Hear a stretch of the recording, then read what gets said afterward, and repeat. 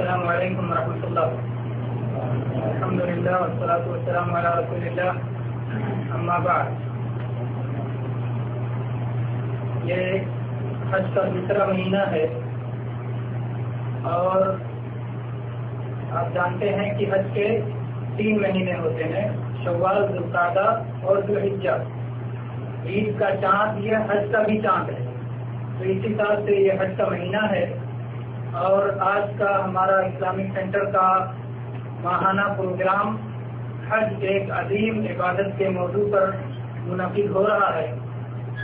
آج بتاریخ 15 ذوالقعدہ سن 1432 ہجری مطابق 13 اکتوبر سن 2011 یہ ہمارا ماہانہ اجلاس عام ہے، جس میں فضیلت الشیخ عطاء الرحمن سعیدی حفظہ اللہ خطاب فرمائیں گے.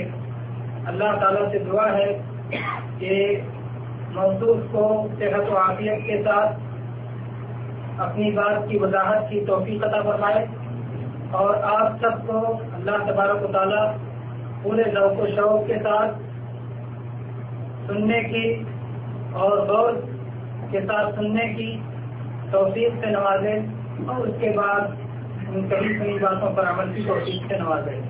آمین. میں بلا کسی تاخیر شیخ کے محترم کو دعوت دوں گا کہ تشریف لائیں اور اپنے موضوع کی وضاحت کریں.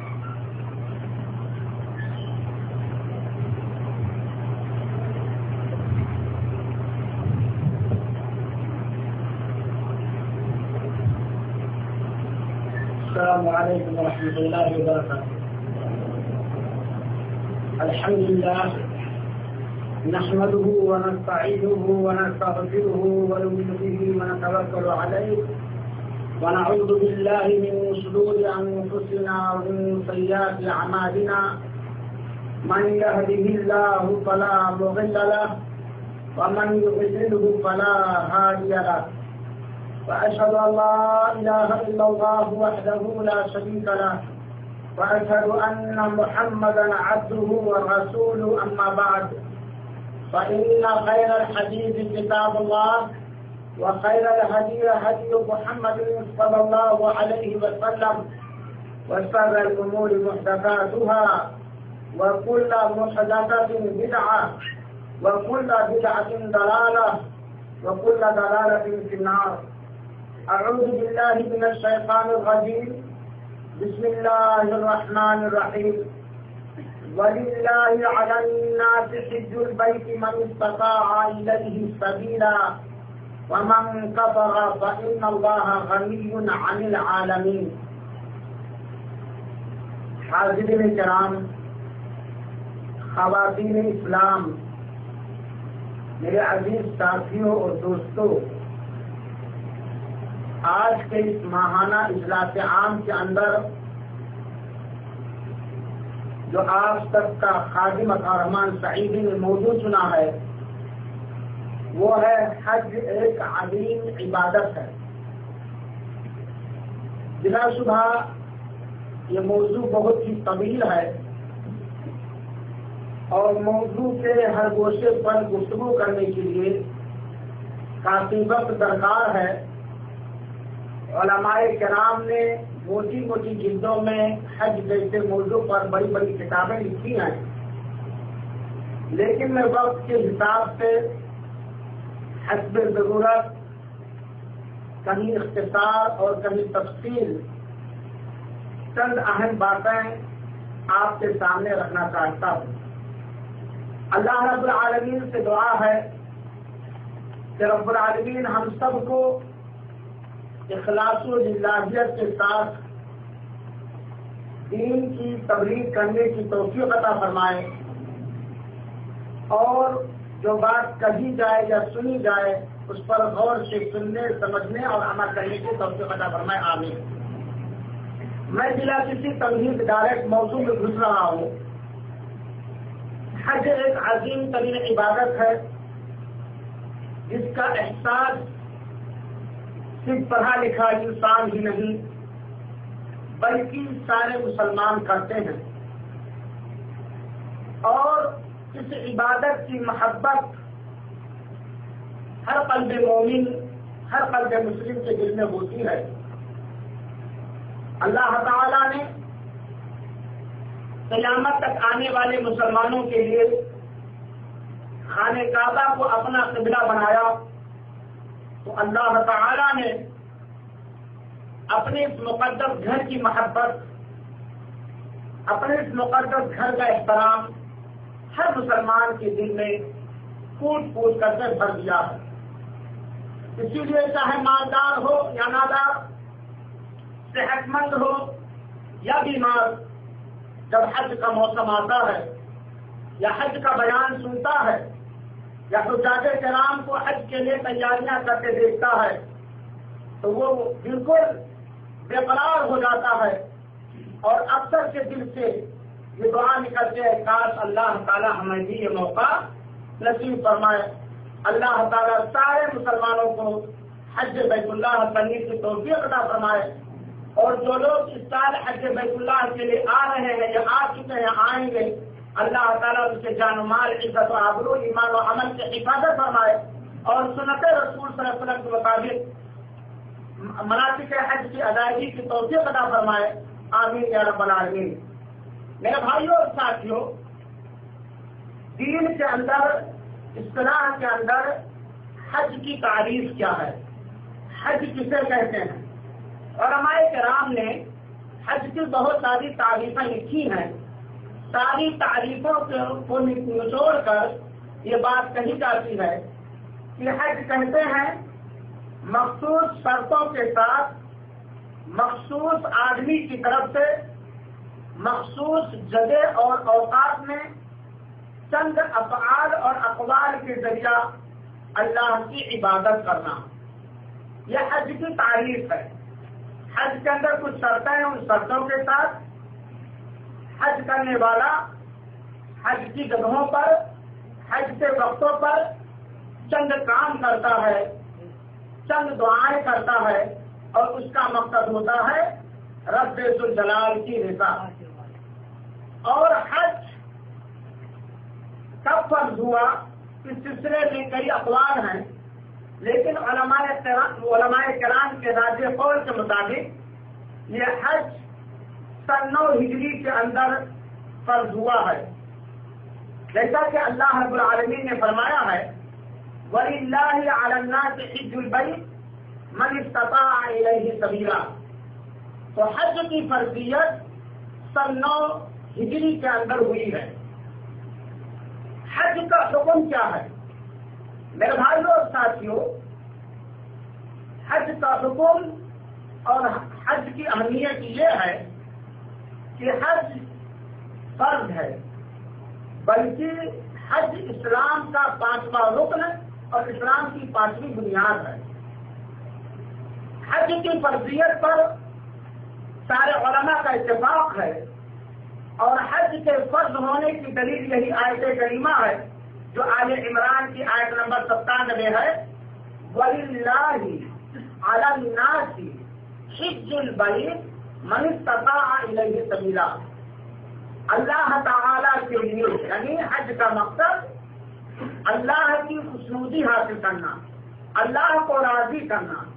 اللہ تعالیٰ کے لیے لوگوں کے اوپر خانہ کعبہ کا حج فرض ہے، جو سب حج کرنے کی طاقت رکھتا ہے۔ ومن کفر، اور وہ سب جو حج کے فرض ہونے کا انکار کرے تو اللہ رب العالمین سارے جہان والوں سے بے نیاز ہے۔ اس آیت کریمہ سے حافظ کثیر رحمۃ اللہ علیہ نے اپنی تفسیر میں لکھا ہے کہ یہاں جو لفظ ہے علی الناس، لوگوں کے اوپر علی وجوب کے لیے ہے، وہ حج فرض ہے۔ اور جب آپ حدیث کی کتابیں دیکھیں گے تو حج کی فرضیت پر بے شمار حدیثیں آپ کو ملیں گی۔ چنانچہ وہ حدیث جو سارے لوگوں کو یاد ہے، بنیاد اسلام والا خمس، اسلام کی بنیاد 5 چیزوں پر ہے، اور 5ویں بنیاد جو اسلام کی کہی جاتی ہے وہ حج بیت اللہ ہے۔ ابو ہریرہ رضی اللہ عنہ بیان فرماتے ہیں کہ رسول اللہ صلی اللہ علیہ وسلم نے ایک دن ہمیں خطاب فرمایا، تقریر کی اللہ کے رسول اکرم صلی اللہ علیہ وسلم نے، اور دوران تقریر، دوران خطاب آپ سب نے فرمایا ایھا الناس اے لوگوں قد فرض اللہ علیکم الحج، اللہ تعالی نے تم لوگوں کے اوپر حج فرض کیا ہے، چنانچہ تم لوگ حج کرو۔ ڈائریکٹ یہ حدیث اس بات کا ثبوت ہے کہ جس کے اندر حج کے فرض ہونے کی شرطیں پائی جائیں اس کے اوپر حج بیت اللہ فرض ہے، اور یہ صحیح مسلم کی روایت ہے۔ یہاں ایک سوال اور آ سکتا ہے کہ حج کب فرض ہو سکتا ہے؟ ٹھیک ہے، ایک آدمی ہے، اس کے اوپر اس کے پاس وہ ساری چیزیں ہیں جن کی وجہ سے حج فرض ہوتا ہے، تو کیا اسی سال حج کرے یا 2-4 سال تاخیر کر سکتا ہے؟ جیسا کہ ہمارے ملکوں کے کچھ بوڑھوں یا کچھ مسلمانوں کا ایک ذہنی کیا کہا جائے، ایک ذہنی سوچ ہے کہ جب سب کچھ کر لو، جب جپل ہو جاؤ، بوڑھے ہو جاؤ، آگے کچھ گڑبڑ سڑبڑ کرنے کی طاقت نہ رہے تب۔ میرے بھائیوں اور ساتھیوں، قرآن اور حدیث سے غور سے سننے کی بات ہے۔ قرآن اور حدیث سے بات ثابت ہوتی ہے کہ جیسے ہی انسان حج کرنے کی طاقت رکھے اس کے اوپر اسی سال حج فرض ہو جاتا ہے، حج فوراً فرض ہوتا ہے، اور حج کی ادائیگی میں تاخیر کرنا قطعاً جائز اور درست نہیں ہے۔ اگر کوئی شخص حج کرنے کی طاقت رکھتا تھا لیکن اس نے تاخیر کر دیا، لیٹ کر دیا، حج ادا نہیں کیا اور وہ مر گیا تو گنہگار ہوگا، بلکہ اسلام کے ایک رکن کو چھوڑ کر مرے گا جس پر اللہ رب العالمین اس کا حساب و کتاب کرے گا۔ اس کے مرنے کے بعد اس کی جائیداد تقسیم ہونے سے پہلے حج کا خرچہ نکال کے اس کی طرف سے حج کرانے کو علماء کرام نے واجب قرار دیا ہے، تو حج فوراً فرض ہوتا ہے۔ اس کی دلیل وہی آیت کریمہ ہے وَلِلَّهِ عَلَى النَّاسِ حِجُّ الْبَيْتِ، اور وہ حدیث جو صحیح مسلم کی ہے کہ اللہ کے رسول اکرم صلی اللہ علیہ وسلم، اے لوگوں اللہ تعالیٰ نے تمہارے اوپر حج کو فرض کیا، چنانچہ حج کرو۔ اور حج کی فرضیت کی ایک تیسری دلیل میں دے رہا ہوں جو جس کو علامہ البانی رحمۃ اللہ نے سنن صحیح ابی داؤد کے اندر حسن قرار دیا ہے۔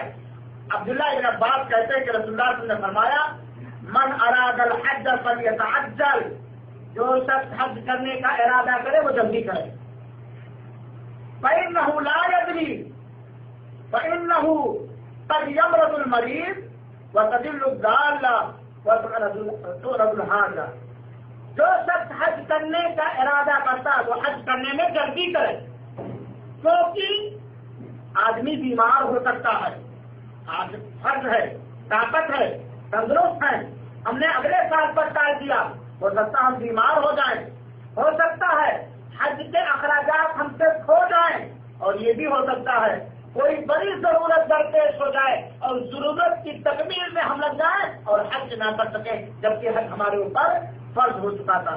لہذا میرے بھائیوں اور ساتھیوں ایک حدیث اور سنیے، اللہ کے رسول اکرم صلی اللہ علیہ وسلم نے فرمایا تعجلوا الی الحج یعنی الفریضہ، فرض حج کی ادائیگی میں جلدی کرو، فإنه لا يدري ما يعرض له، کیونکہ تم میں سے کوئی نہیں جانتا ہے کل کون سی مشکل درپیش ہو جائے۔ کل فرض حج ادا کرنے کے بارے میں اللہ کے رسول اکرم صلی اللہ علیہ وسلم نے جلدی کرنے کا حکم دیا ہے، اسی لیے علماء کرام نے بیان کیا ہے کہ حج فوراً فرض ہوتا ہے اور حج کی ادائیگی میں تاخیر کرنا قطعاً جائز اور درست نہیں ہے۔ یہاں ایک مسئلہ اور جان لیجیے کہ حج زندگی میں صرف ایک بار فرض ہے، حج زندگی میں صرف ایک بار فرض ہے۔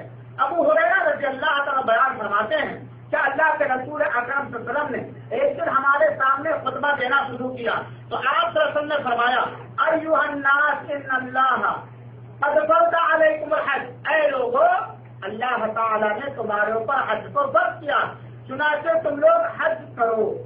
اتنے میں ایک آدمی کھڑا ہو گیا اور کہتا ہے اب اللہ عامین یا رسول اللہ، اے اللہ کے رسول اکرم صلی اللہ علیہ وسلم کیا حج ہر سال فرض ہے؟ آپ صلی اللہ علیہ وسلم خاموش رہے۔ جب صحابی نے پوچھا کہ حج کیا ہر سال حج کرنا فرض ہے، آپ صلی اللہ علیہ وسلم خاموش رہے، اور یہی سوال صحابی نے 3 بار دہرایا، تب اللہ کے رسول اکرم صلی اللہ علیہ وسلم نے جواب دیا رسول اللہ لو قلت نعم لوجبت، تمہارے اس سوال پر کہ کیا اے اللہ کے رسول حج ہر سال فرض ہے؟ اگر میں کہہ دیتا ہاں تو ہر سال یہ حج فرض ہو جاتا، یہ ہر سال حج فرض ہو جاتا۔ چنانچہ اس حدیث سے معلوم ہوتا ہے کہ حج زندگی میں ایک بار فرض ہے۔ یہ الگ بات ہے کہ اگر کسی کو طاقت ہے تو وہ ہر سال حج کر سکتا ہے اور اس کا اجر و ثواب ہو پائے گا، لیکن حج کے شرطوں کے پائے جانے کے بعد یا زندگی میں ایک بار حج کر لیا تو یہ فرضیت اس سے ادا ہو جائے گی۔ میرے بھائیوں اور ساتھیوں، حج کی فضیلت کیا ہے؟ حج کی فضیلت میں قرآن کریم کے اندر بہت ساری آیتیں ہیں اور اسی طرح حدیث کی کتابوں میں بہت ساری حدیثیں ہیں۔ حج کی فضیلت اتنی زیادہ ہے اور دل کو اتنا لبھانے والا ہے کہ بیان کرنے کے لیے کافی وقت درکار ہے۔ میرے بھائیوں اور ساتھیوں، حج ایک ایسی عظیم عبادت ہے جو انسان کے سارے گناہوں کو ختم کر دیتا ہے۔ حج مبرور کا بدلہ جنت ہے۔ جہاد فی سبیل اللہ کے بعد حج مبرور افضل عمل ہے۔ حج اور عمرہ محتاجی کو، تنگدستی کو، گناہوں کو ختم کر دیتا ہے، جیسے کہ آگ لوہے کے زنگ کو ختم کر دیتی ہے۔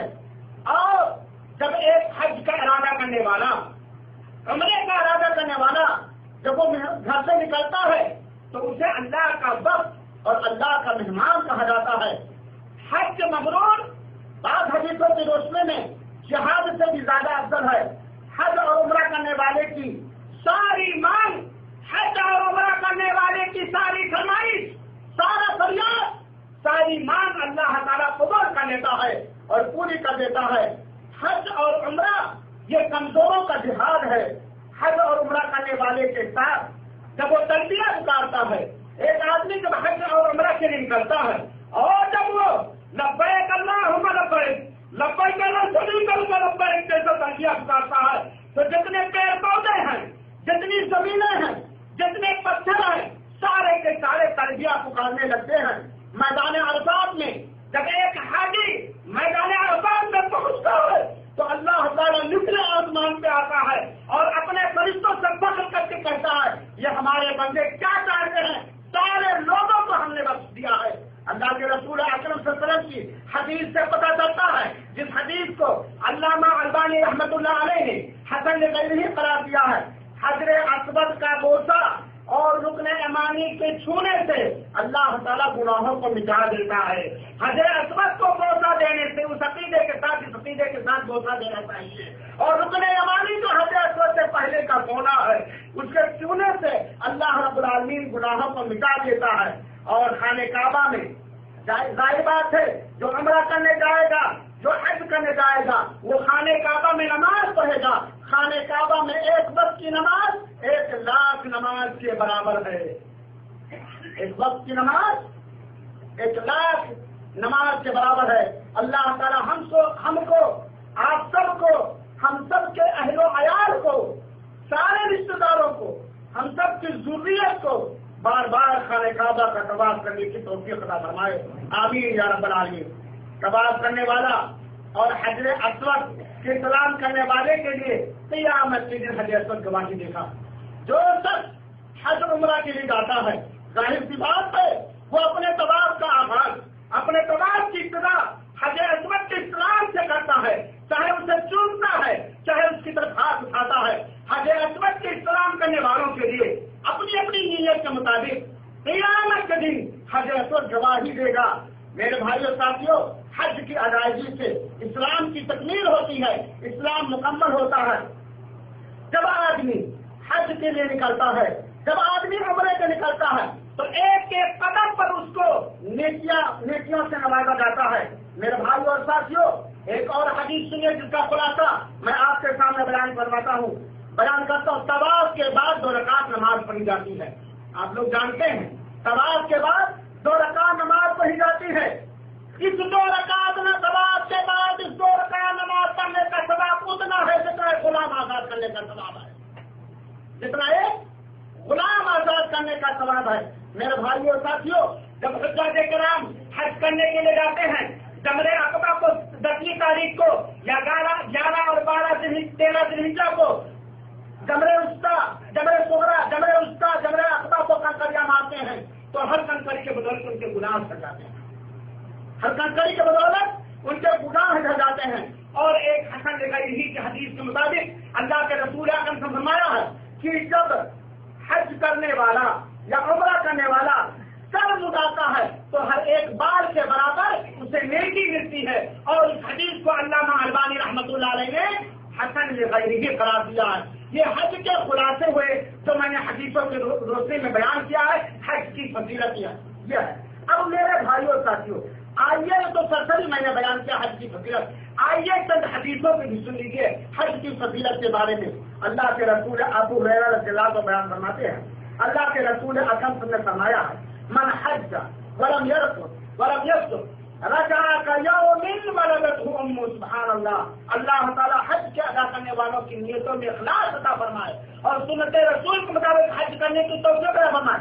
اے میرے مسلمان بھائیوں، جو اس سال حج بیت اللہ پہ جا رہے ہو یا اگلے سال حج بیت اللہ پہ جانے کا ارادہ ہے، کوشش کرو کہ ہمارا حج خالی فکری نہ رہے، کوشش کرو ہمارا حج خالی سیر و تفریح نہ رہے، بلکہ حج کے سارے مسائل سیکھنے کے بعد حج مبرور حاصل کرنے کی کوشش کرو، کیونکہ آپ کے پیارے نبی جناب مصطفیٰ صلی اللہ علیہ وسلم نے یہ خوشخبری سنائی ہے، من حج ولم يرفث ولم يفسق رجع كيوم ولدته امه، کہ جس شخص نے حج کیا، حج کے درمیان بیوی سے ہم بستری کے پہلے جو چیزیں ہوتی ہیں اس نے وہ کام نہیں کیا، اور شریعت مطہرہ سے نکلنے والا یا شریعت مطہرہ کے خلاف کوئی کام نہیں کیا، فسق نہیں کیا، فجور نہیں کیا، تو وہ ایسے ہی گناہوں سے صاف ستھرا ہو کر گناہوں سے آزاد ہو کر لوٹتا ہے جیسے کہ آج اس کی ماں نے جنم کیا۔ سبحان اللہ، اللہ تعالیٰ ہم سب کو حج مبرور نصیب فرمائے۔ دوسرے حدیث میں اللہ کے رسول اکرم نے فرمایا، جو صحیح بخاری کی روایت ہے، الحج المبرور لیس له الجزاء الا الجنہ۔ مسلمان کی بھاگ دوڑ کا مقصد اللہ کی رضامندی حاصل کرنے کا رسول سے دوڑ حاصل کرنا۔ مسلمان کا پہلا اور آخری مقصد، مسلمان کی زندگی کا پہلا اور آخری مقصد ہے کہ رب العالمین نے اسے دنیا کے اندر چند دنوں یا چند سالوں کی عمر دی ہے، اس عمر کے اندر اسے ایسے اعمال کرنے کی توفیق عطا فرمائے جسے وہ پسند فرماتا ہے، اور خود بتانا تو خود ہو جائے تو اسے فطرت ملتے ہیں۔ ہمارے اور آپ کی زندگی کا مقصد کیا ہے؟ ہماری اور آپ کی چاہت کیا ہے؟ ہمارا اور آپ کا منشا کیا ہے؟ اگر کسی مسلمان سے پوچھا جائے کہ اس دنیا میں کیا چاہتا، مرنے کے بعد کیا چاہتا، وہ کہے گا دنیا میں میں ایسے عمل کرنا چاہتا جس سے میرا مالک حقیقی راضی اور خوش ہو جائے، اور مرنے کے بعد میں چاہتا ہوں کہ سارے مراحل سے گزرنے کے بعد اللہ نے اجازت دے دے کر الفردوس میں داخل ہونے کی۔ تو میرے بھائیوں اور ساتھیوں، حج کی فضیلت سنو، اللہ کے رسول اکرم نے فرمایا، الحج المبرور لیس له الجزاء الا الجنہ۔ حج مقبول کا بدلہ، حج مبرور کا بدلہ جنت کے علاوہ کوئی چیز نہیں ہے۔ وہ حج مقبول کا بدلہ جنت نصیب ہوگی۔ لیکن یہاں آگے تھوڑا اور کیا جائے کہ ہمارا حج کب قبول ہوگا یا ہمارا حج کب مقبول ہوگا، جس کی بشارت جنت کی گئی ہے۔ اور ہمارے کرام نے حدیثوں کی روشنی میں نقل کیا ہے کہ پہلی بات ایمان ہو۔ اگر کوئی شخص حج بیت اللہ ہر سال کرے، روزانہ عمرہ کرے، لیکن اس کے عقیدے میں شرک پایا جاتا ہے یا بدعتیں پائی جاتی ہیں، چاہے وہ دین سے نکلنے والی بدعتیں، نکال دینے والی بدعتیں ہو یا کوئی، اس کو حج مبرور نہیں نصیب ہو سکتا، اس کو حج مبرور نہیں نصیب ہو سکتا۔ تو عقیدے کی سالمیت یہ حج کے قبول ہونے کی شرطوں میں سے ایک شرط ہے۔ اسی طریقے سے حج حلال مال سے کیا جائے۔ ہر عبادت کے لیے، ہر عبادت کے قبول ہونے کے لیے حلال مال کا ہونا ضروری ہے، اور حج کے قبول ہونے کے لیے، حج مبرور اور حج مقبول پانے کے لیے جو اخراجات سفر ہیں یا اس کے بعد یا اس سے پہلے حلال کمائی ہو۔ اسی طریقے سے حج کے جو مناسک ہیں، حج کے جو واجبات ہیں، حج کے جو ارکان ہیں، حج کے جو سنن ہیں، جو سنتیں ہیں، جو رکن ہیں، جو واجب ہے، اس کو اس طرح سے ادا کیا جائے جس طرح اللہ کے رسول اکرم نے ادا کیا ہے یا ادا کرنے کا حکم دیا۔ حج پر جانے والے کے لیے رسول اللہ صلی اللہ علیہ وسلم کی حدیث یاد رکھنی چاہیے۔ اللہ کے رسول اکرم صلی اللہ علیہ وسلم نے فرمایا تھا، خذوا عنی مناسککم، تم لوگ مجھ سے اپنے حج کے طریقے لے لو، تم لوگ مجھ سے حج کے طریقے سیکھ لو، چنانچہ حج مبرور اسی کو نصیب ہو سکتا ہے جس کا حج رسول کی سنت کے مطابق۔ اگر رسول کی سنت کے مطابق ارکان حج، واجبات حج یا سنن حج نہیں ادا کیا گیا تو میرے بھائیوں ایسے آدمی کو حج مبرور نصیب نہیں ہوگا۔ اسی طریقے سے حج کے ادائیگی ادا کرنے والے کا مقصد اللہ کو راضی کرنا، اخلاص ہو، ریاکاری، شہرت، نام و نمود یا خاص صرف دنیاوی کوئی مقصد نہ ہو۔ اسی طریقے سے حج کے مبرور ہونے کی شرطوں پہ علماء کرام نے دیا ہے کہ حج کے بعد کوئی جان بوجھ کے ایسا گناہ نہ کرے جو پہلے کرتا تھا۔ جان بوجھ کے حج کے بعد اس کی زندگی میں فرق آ جائے۔ اگر پہلے زندگی حسن تھی، اچھی تھی، تو اور حج کے بعد اچھی ہو جائے۔ پہلے حسن تھی، بہت اچھی تھی، شریعت کا بہت پابند تھا، اللہ کے رسول کی سنتوں کا بڑا پابند تھا، کبھی کوئی مخالفت جان بوجھ کر کے دین کی نہیں کرتا تو اور زیادہ اس کے اندر نوافل اور سنن کے، یعنی حج سے پہلے والی ایمان اور زندگی میں اور حج کے بعد والی زندگی میں عملی طور پر، دینی طور پر فرق آ جائے میرے بھائیوں ساتھ، وہ سمجھے کہ اس کا حج قبول ہو گیا ہے۔ میرے بھائیوں ساتھیوں، اللہ یہ حج مبرور کی شرطیں علماء کرام نے یا اصول و ضابطہ علماء کرام نے ذکر کیا۔ حج کی فضیلت کے سلسلے میں حدیث اور سنیے، اللہ کے رسول اکرم صلی اللہ علیہ وسلم، ان الحج یہدم ما کان قبلہ، حج اپنے سے پہلے گناہوں کو ملیا میٹ کر دیتا ہے، ختم کر دیتا ہے میرے بھائی ساتھیوں۔ اسی سے اللہ کے رسول اکرم صلی اللہ علیہ وسلم نے فرمایا، تابعوا بین الحج والعمرہ، بار بار حج عمرہ کرو، ایک کہیے پھر دوبارہ کرو، ایک عمرہ کیا پھر دوبارہ کرو، کیونکہ حج اور عمرہ محتاجی، تنگ دستی، غریبی اور گناہ کو ایسے ہی ختم کر دیتے ہیں، جلا دیتے ہیں، جیسے کہ لوہے کی گندگی کو یا چاندی اور سونے کی گندگی کو، پورے کباڑ کو، میل کچیل کو آگ ختم کر دیتے ہیں۔ وہ حج سے پتہ چلتا ہے کہ اگر کسی آدمی کو حج مبرور مل جائے تو اس کے پچھلے گناہ ختم ہو جاتے ہیں، جو اللہ کے رسول کے حدیث سے پتہ چلتا ہے۔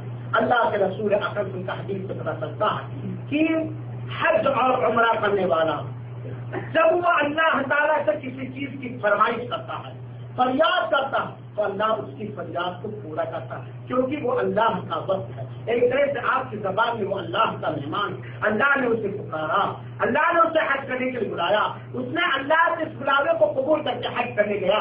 چنانچہ اللہ کے رسول اکرم صلی اللہ علیہ وسلم الغازی فی سبیل اللہ، اللہ کی راہ میں جہاد کرنے والا اور حج کرنے والا اور عمرہ کرنے والا، وقت اللہ، اللہ کا وقت ہے، دعاہم فاجابوا، اللہ نے انہیں بلایا، چنانچہ اللہ کے بلاوے کو، اللہ کی دعوت کو انہوں نے قبول کیا، وَسَأَلُوهُ فَأَعْطَاهُمْ، اور ان لوگوں نے اللہ سے مانگا تو اللہ نے اسے دیا۔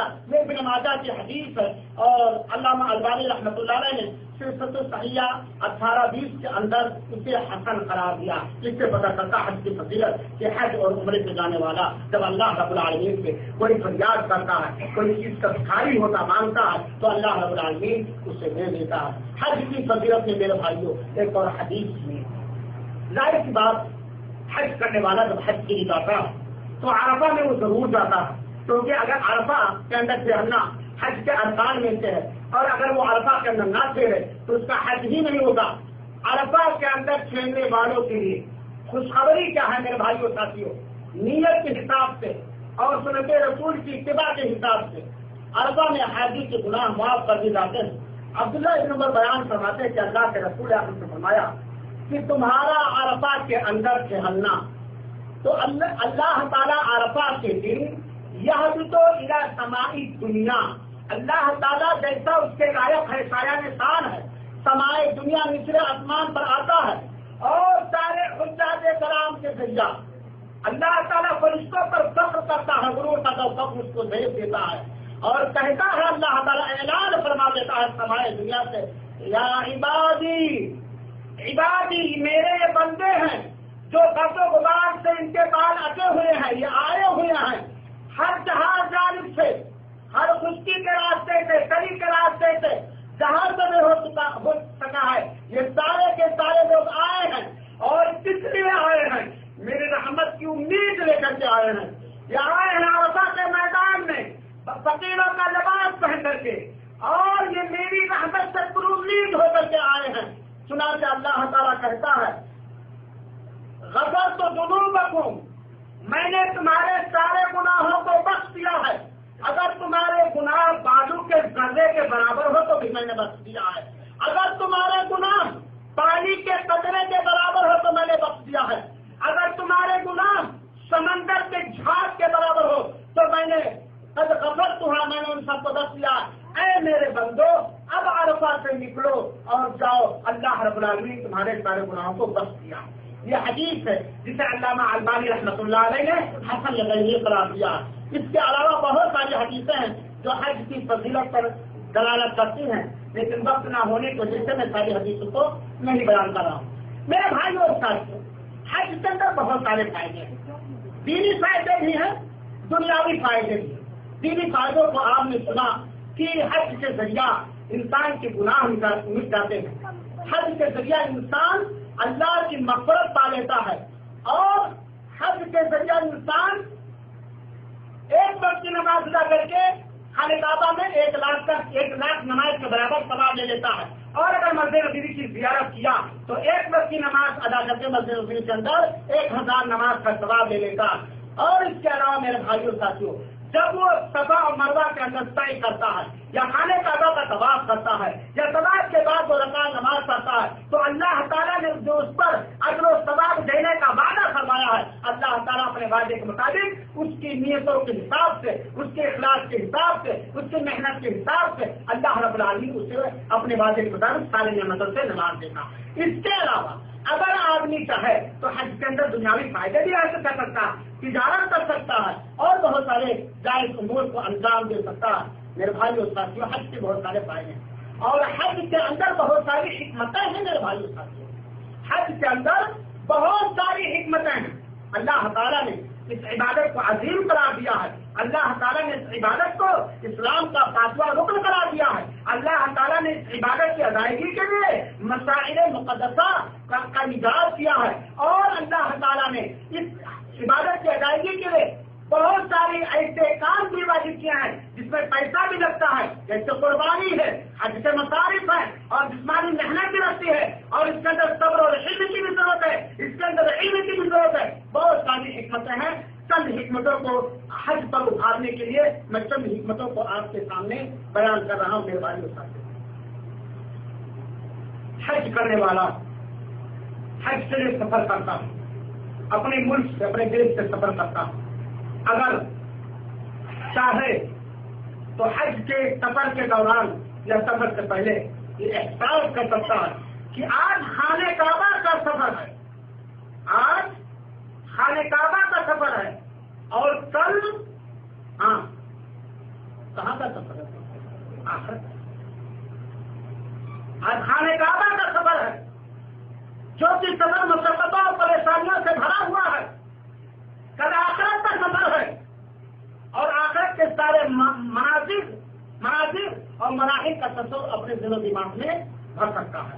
اسی طریقے سے میرے بھائیوں ساتھیوں، حج پہ جانے والا حج پہ جانے سے پہلے زادے راہ، توسے راہ، مصارف سفر کے اخراجات کو فراہم کرتا۔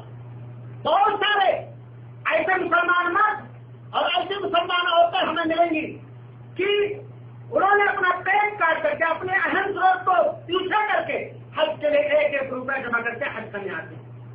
حج پہ جانے والا تیاریاں کرتا ہے، زادے راہ، توسے راہ تیار کرتا ہے۔ ایسے ہی اے حاجی، اے حج پہ آنے والا میرا مسلمان بھائی، اے حج پہ آنے والی میری مسلمان بہن، جس طرح تو اس اسلام کے رکن کی ادائیگی کے لیے زمانے سے تیاریاں کرتی ہے، اکٹھا کرتی ہے، تو سے راہ اختیار کرتی ہے، ایسے ہی تو اپنے آخرت کے سفر کے لیے تو سے راہ اختیار کر، اپنے آخرت کے سفر کے لیے تو سے راہ اختیار کر، اور آخرت کے سفر میں کامیابی کے تو سے راہ میں سے حج بھی تو سے راہ ہے ذاتے سفر۔ اسی طرح حج کی حکمتیں آپ دیکھ لیجیے، جس وقت حج یا عمرے پہ آنے والا میقات پہ پہنچتا ہے، مختلف قسم کے لوگ ہوتے ہیں، صاحب ثروت بھی ہوتے ہیں، فیاض اور دریادل بھی ہوتے ہیں، بخیل اور کنجوس بھی ہوتے ہیں، اور میڈیم کلاس کے بھی ہوتے ہیں، لو کلاس کے ہوتے ہیں، لیکن میقات پر جیسے ہی حج اور عمرے کی نیت کرنے کا ارادہ کرتے ہیں، اپنے سارے فیشن، ساری پسندیدہ چیزوں کو، سارے لباس کو ایک نقص نکال دیتے ہیں اور نیچے ایک چادر اور اوپر ایک چادر نہ دوڑ لیتا ہے، بنا کر فقیروں کا ہم بیش غالب، بنا کر فقیروں کا ہم بیش غالب تماشا اہل کرم چاہتے ہیں۔ بالکل فقیری کا لباس پہن کر کے اپنے سارے فیشن کی چیزوں کو نکال دیتا ہے، غرور و گھمنڈ کی چیزوں کو نکال دیتا ہے، پسندیدہ چیزوں کو نکال دیتا ہے۔ ایسے ہی اے احرام باندھنے والا، حج اور عمرہ کی نیت کرنے والا، تم نے اپنے سارے پسند کو اللہ کی پسند پر قربان کر دیا، تم نے اپنی چاہت، ساری چاہت کو رسول کی چاہت پر قربان کر کے نیچے ایک چادر اوپر ایک چادر پہن لیا۔ ایسے ہی سارے حرام کام سے تو آزاد ہو جا۔ تو نے کیوں چادر پہنی نیچے؟ سلا ہوا کپڑا کیوں نکالا؟ سوال ہے کہ نہیں؟ اللہ کے حکم کی فرما برداری کرتے ہیں، رسول کے حکم کی فرما برداری کرتے ہیں۔ اس وجہ سے اگر ہم نے ایسا نہیں کیا تو میرا حج، میرا رب، ایسے ہی میرے بھائیوں ساتھیوں، ہمیں اپنے سارے گناہوں سے پہلے ہی توبہ کر لینا چاہیے، اور یہاں ایک تصور کرنا چاہیے کہ آج حج یا عمرہ جیسی عبادت کی ادائیگی کرنے میں ہم نے ایک کپڑا پہنا، ایک دن ایسے ہم نے کپڑا پہنا، ہم نے نہایا، ہم نے خوشبو لگائی، ایسے ہی ایک دن ہمیں سفید کفن پہنایا جائے گا، خوشبو لگایا جائے گا، غسل دلایا جائے گا، اور کندھوں پہ لاد کر کے قبر کے اندر اتار دیا جائے گا۔ اور اس کے علاوہ بہت ساری حکمتیں حج کے اندر ہے میرے بھائیوں ساتھیوں۔ یہاں ایک سوال اور پیدا ہوتا، حج کی حکمتوں میں سے ایک حکمت ہے، جب بندہ حج یا عمرہ کی نیت کرتا ہے تو کیا کہتا ہے؟ ان میں ارادہ کرنے کے بعد یہ سنت ہے لبیک عمرتن یا لبیک اللہم لبیک پورا تلبیہ کرتا ہوں۔ لبیک کا مطلب ہم سمجھیں، ہم عمرہ کرنے والے، حج کرنے والے سارے مسلمان کو لبیک کا مطلب سمجھنا چاہیے، اس کو اپنے اندر پرونا چاہیے میرے بھائیوں ساتھیوں۔ ہم کہتے ہیں لبیک، اے اللہ ہم حاضر ہیں تیری محبت کے ساتھ، تیری قربت حاصل کرنے کے لیے تو نے ہمیں بلایا، ہم حاضر ہیں۔ لبیک اللہم لبیک بار بار کہتے ہیں، اے اللہ تو نے ندا دی، تو نے حکم دیا کہ اے بندہ تو صاحب استطاعت ہے تو حج کر، اے بندہ تو عمرہ کرنے کی طاقت رکھتا کر عمرہ کر، تیرے حکم پر حاضر ہے، تیرے احترام کے ساتھ، تیری محبت کے ساتھ اے اللہ ہم حاضر ہیں، تیرا فرما بردار ہو کر کے، تیرا فرما بردار ہو کر کے ہم حاضر ہیں۔ لبیک اللہم لبیک لا شریک لک، اے اللہ تیرا کوئی شریک و ساجھیدار نہیں ہے، اے اللہ تیرا کوئی ساتھی نہیں ہے۔ تو جس طرح ہم نے یہاں اللہ کے سامنے یہ اقرار کیا ہے، اے اللہ ہم حاضر ہیں تیرے احترام کے ساتھ، تیری محبت کے ساتھ، تیرے قدم کے ساتھ، تیرے بلاوے کو قبول کرتے ہوئے، ایسے ہی بندے کو چاہیے کہ صرف حج اور عمرہ ہی پر حاضر نہ ہو، بلکہ اللہ تعالیٰ نے جن گناہوں کے چھوڑنے کا حکم دیا ہے ان گناہوں کو چھوڑ کر اللہ کے درام میں حاضر، اور جن نیکیوں کے کرنے کا حکم دیا ہے ان نیکیوں کو کر کے اللہ کے کرام میں حاضر ہو، جو قیامت کرنے ہوگا میرے بھائی۔ حج کے اندر بہت ساری حکمتیں ہیں جس کو بیان کرنے کے لیے وقت نہیں ہے میرے بھائی دوست۔ حج کے اندر اگر آدمی چاہے اور ہونا چاہیے تو عرفہ کے دن یا کنکڑی مارتے وقت یا اور طواف اور خاص طور پر 7 ذی الحجہ کو میدان محشر کا تصور انسان کر سکتا ہے۔ اور یہ بات جو مشہور ہے کہ میدان محشر عرفہ میں ہوگی، یہ بات صحیح نہیں ہے، بلکہ شاید چند حدیثوں سے پتہ چلتا ہے، چند مؤرخین نے لکھا ہے کہ میدان محشر سرزمین فلسطین یا بیت المقدس کے ایریے میں ہوگا۔ اس کے بارے میں نے کوئی خاص تحقیق نہیں، لیکن میرے بھائیوں سارے کے سارے لوگ جن کے دلوں میں حج کی اہمیت ہوتی ہے، جو حج کے گن کو جانتے ہیں، میدان عرفہ میں نفسی کے عالم میں کوئی ہاتھ اٹھائے رو رہا ہوتا ہے، کوئی استغفار کر رہا ہوتا ہے، ساری چیزوں کو چھوڑ کر اپنی بنانے کی فکر میں لگا رہتا ہے میدان عرفہ کے اندر، ایسے ہی میدان معیشت ہوگا میرے بھائی، کوئی کسی کا پرسان حال نہیں ہوگا اور سارے لوگوں کی بھیڑ اکٹھا ہو جائے گی میرے بھائیوں ساتھیوں۔ تو میرے بھائیوں ساتھیوں، یہ حج کے چند حکمتیں ہیں، اور میں مناسب سمجھتا ہوں کہ حج کے ادا کرنے کا طریقہ بھی لگے ہاتھ اختصار کے ساتھ بیان کرتا ہوں۔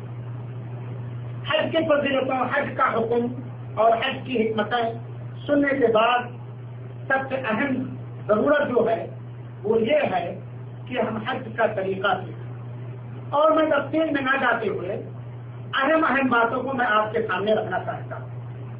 سب سے پہلی چیز، حج کے ارکان اور واجبات جانیں، حج کے کیا رکن ہے اور کیا واجب ہے، کیونکہ کسی بھی عبادت کا رکن اگر ہم سے چھوٹ گیا تو وہ عبادت قبول نہیں ہوتی۔ تو حج کے ارکان علماء کرام نے 4 ذکر کیا۔ کتنے؟ 4 رکن ہیں۔ پہلا رکن ہے نیت، یعنی حج میں داخل ہونے کی دل سے نیت کرنا، اور لبیک کہنا بعد میں سنت ہے، لبیک حج کہنا یہ بعد میں کیا ہے؟ سنت۔ احرام جو کہا جاتا ہے میرے بھائیو ساتھیوں، احرام کا کپڑا یہ حج اور عمرے کے اعمال میں سے ہے، لیکن احرام کا معنی ہے حج کے کاموں میں یا عمرے کے کاموں میں داخل ہونے کا جس سے ارادہ کرنا۔ چنانچہ میقات سے حج اور عمرہ کا ارادہ کرنا یہ پہلا رکن ہے حج کا۔ دوسرا رکن ہے طواف عرفہ میں ٹھہرنا۔ حج کا دوسرا رکن کیا ہے؟ عرفہ میں کس دن ہوگا؟ یہ 9 ذوالحجہ کو میدان عرفہ میں ٹھہرنا۔ تیسرا رکن ہے طواف افاضہ یا طواف زیارت کا طواف، یہ افاضہ کا طواف۔ یہ کب ہوگا؟ 10 ذوالحجہ کو جمرے عقبہ کو کنکریٹ مارنے کے بعد، یا 10 ذوالحجہ کو طواف افاضہ کیا جائے گا، یا 11 کو کیا جائے گا، یا 12 کو کیا جائے گا، اپنی طاقت کے حساب سے۔ بہرحال طواف زیارت یا طواف افاضہ یہ حج کا تیسرا رکن ہے۔ حج کا چوتھا رکن ہے صفا اور مروہ کے درمیان طے کرنا۔ صفا اور مروہ کے درمیان طے کرنا، یہ الگ بات ہے کہ حج افراد و قران والوں کے لیے 1 طواف اور 1 سعی ہے، اور حج تمتع کرنے والوں کے لیے 2 قران اور 2 سعی ہے۔ تو یہ حج کے ارکان میں کون کون؟ نیت کرنا، عرفہ میں ٹھہرنا، طواف زیارت اور صفا اور مروہ کے درمیان طے کرنا، یہ حج کے 4 ارکان۔ حج کے واجبات 7 ہیں۔ حج کے واجبات کتنے ہیں؟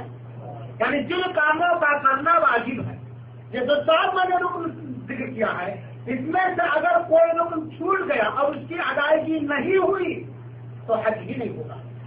کوئی رکن چھوٹ گیا، اس کی ادائیگی نہیں ہوئی تو حج ہی نہیں ہوگا۔ واجبات کون کون ہے جو حج کے اندر کرنا واجب ہے؟ نمبر 1، میقات سے احرام باندھنا، اور رکن کیا تھا؟ نیت کرنا۔ واجب کیا ہے؟ میقات سے احرام باندھنا۔ مرد کے لیے ایک نیچے سفید چادر اور ایک اوپر سفید چادر، سفید ہونا افضل ہے، رنگین بھی چلے گا۔ عورت جس کپڑے میں بھی چاہے احرام کا کپڑا مان سکتی ہے، عورت کے لیے کوئی خاص کپڑا نہیں ہے۔ یہ ہمارے ملکوں سے، انڈیا اور پاکستان سے جو چھوٹا پیچھے سفید دوپٹہ بنا دیتے ہیں، اس کا کوئی ثبوت نہیں ہے۔ عورت جس کپڑے میں چاہے وہ حج اور عمرہ کی نیت کر سکتی ہے، شرط یہ ہے کہ وہ کپڑا اس کے ڈھکنے والی چیزوں کو خاص قاعدے سے ڈھکے رہے، مردوں کے پسند ہے۔ دوسرا واجب ہے مغرب کے بعد تک میدان عرفہ میں ٹھہرنا۔ میدان عرفہ میں ٹھہرنا حج کا رکن ہے، اور ظہر کے بعد جب میدان عرفہ میں داخل ہو گیا ہے تو سورج کے ڈوب جانے تک میدان عرفہ میں ٹھہرنا واجب ہے۔ میدان عرفہ میں سورج کے ڈوب جانے تک 9 ذوالحجہ کو ٹھہرنا واجب ہے۔ اسی طریقے سے تیسرا واجب ہے 10 ذوالحجہ کی رات کو مزدلفہ میں گزارنا۔ عرفہ 9 को वहां ठहरेंगे, मगरिब की नमाज पढ़ेंगे, वहां से चले आएंगे तो चलता।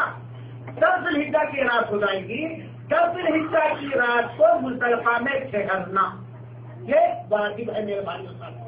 इसी तरीके से चौथा वाजिब है 11 ज़िलहिज्जा, 12 ज़िलहिज्जा, 13 ज़िलहिज्जा की रात मिना में गुजारना, जिसको अय्याम तशरीक कहा जाता है। 11 ज़िलहिज्जा, 12 ज़िलहिज्जा, 13 ज़िलहिज्जा की रात को मिना में गुजारना, जिसको अय्याम तशरीक कहा जाता है।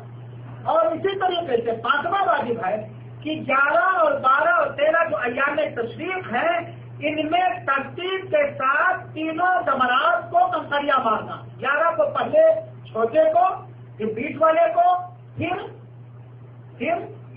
बड़े वाले को। 12 को भी इसी तरीके, अगर 12 नहीं निकला 13 को ठहरा तो 13 को भी, ये वाजिब है। 6वां वाजिब है तवाफ़े विदा करना। जब आदमी मक्का छोड़ के अपने वतन जाने लगे तो आखिरी अमल काबा के साथ उसका जो पैमान तवाफ़े विदा की शक्ल में होना चाहिए। 7वां वाजिब है पूरे सर का बाल कटाना या छिलाना। पूरे सर का बाल कटाना या छिलाना और पूरे सर का बाल काटना ये वाजिब है, या छीलना ये वाजिब है। जो लोग ये करते कि थोड़ा यहाँ से थोड़ा यहाँ से थोड़ा यहाँ से काट लेते हैं, ये सराहतन इस वाजिब के खिलाफ करते हैं, रसूल की सुन्नत की मुखालफत करते हैं और उन्होंने गोया हज के वाजिबात को अहसन तरीके से जो सुन्नत रसूल के मुताबिक है उस तरीके से उसने नहीं किया। ये जो वाजिबात हैं 7, इनमें से अगर कोई वाजिब छूट गया तो उसे दम देना होगा, जिसे एक बकरा ज़बह करके हुदूद हरम में उसके गोश्त को फकीरों को खिलाएगा और खुद कुछ नहीं खाएगा इल्ला कि उस वाजिब को उसने अदा किया। मिसाल के तौर पर 11 ज़िलहिज्जा को तीनों को कंकरियां मानना वाजिब है। अब आदमी नहीं जानता था, या भीड़ की वजह से या बीमारी की वजह से, या खुद मार सकता न किसी को मरवाद था, तो वो 12 को उसकी सजा कर सकता, लेकिन सजा भी नहीं किया, खुद मारा भी नहीं, तो उसके ऊपर दम वाजिब हो जाएगा। एक बकरा ज़बह करे मक्का में हुदूद हरम में और फिर मक्का के फकीरों को खिलाए। मेरे भाई साथियों, इसके अलावा इन अरकान और वाजिबात के अलावा जो भी हज उम्रे के अंदर अमाल हैं वो सुन्नत है। जो तक सुन्नत की अदायगी करेगा बिना किसी को तकलीफ पहुंचाए हुए तो वो उस पर उसको अजर व सवाब मिलेगा, और अगर किसी से कोई हज की सुन्नत छूट गई तो उस पर वो गुनाह नहीं पाएगा। मेरे भाई साहब, मीकात पर पहुंच करके आदमी तब मीकात से अच्छा हज कितने तरीका होता है कौन बता सकता है? कौन कौन?